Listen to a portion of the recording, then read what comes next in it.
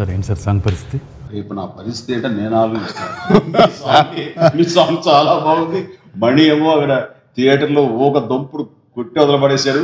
రేపు పొద్దున మేము స్టేజ్ మీద సెట్స్ లో ఎలాగా నా టెన్షన్ నాకు ఉంది సార్.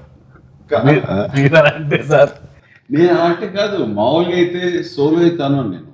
రేపు పొద్దున చరణ్ తోటి ఎట్లాగానే ఆలోచిస్తాను. ఎందుకంటే వీళ్ళు మాట్లాడండి. ఎందుకంటే మొన్నే నాటు ప్రోమో చూశానండి. ఆ స్టెప్ అది అటు తారక్ గారు నువ్వు కానీ ఎర్రగొట్టారు వీళ్ళతోటి. ఇప్పుడు మంచి సాంగ్ అంటే ఆ ఎక్స్పెక్టేషన్ లెవెల్కి నేను రీచ్ అవ్వాలంటే చరణ్ తోటి ఐ థింక్ ఎక్కడో నాకు తెలిసిస్తాను. శివ్ గారు, నేను వినిన తర్వాత నా ప్రాబ్లం ఏంటంటే, మేము ఎంత కొట్టినా ఎంత నాటుగా చేసినా ఈయన వచ్చి ఆయన గ్రేస్తోనూ ఎక్స్ప్రెషన్తో మమ్మల్ని పక్కన పెడతారని మా డౌట్. యాక్చువల్గా సాంగ్ థియేటర్లో గోల చేయటం, సినిమా టికెట్లు గోల చూశాను. కానీ for the first time sir నాకు షెడ్యూల్ కనుక్కొని షూటింగ్కి వచ్చి లైవ్లో షూట్ చూడాలి మీ ఇద్దరు డ్యాన్స్ అని నాకు ఆబ్లిగేషన్స్. టికెట్లు కోసం ఎలా ఫోన్లు వస్తాయో అలా వచ్చినాయి. సురేఖ తను జనరల్గా షూటింగ్స్ రారు. ఇప్పుడు షూటింగ్ చూడాలన్న ఆ ఉత్సాహం కూడా రాలేదు. ఫస్ట్ టైం తను ఇద్దరు డాన్స్ చేస్తుంటే ఆ సెట్ మీద నేను రావాలని చూడాలంటుంది.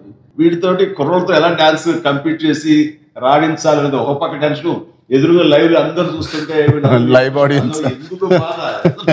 సార్ సినిమా తీసింది ఒక ఎత్తు, నిజంగా ఒక్క పాట ఒక ఎత్తు సార్. నేను వెళ్ళి శేఖర్ మాస్టర్ని ఇక్కడ పంపిస్తారా? పంపిస్తారేంటి?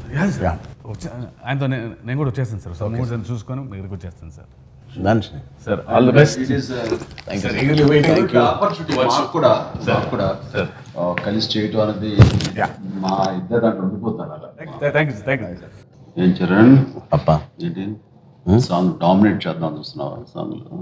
నేను లేదు డాడీ, నీ బాబుంటా నేను డామినేట్ చేయండి, బట్ తగ్గను కూడా డాడీ. తగ్గాలి, తగ్గుతావు. ఎస్, కరెక్ట్ చెప్పావు.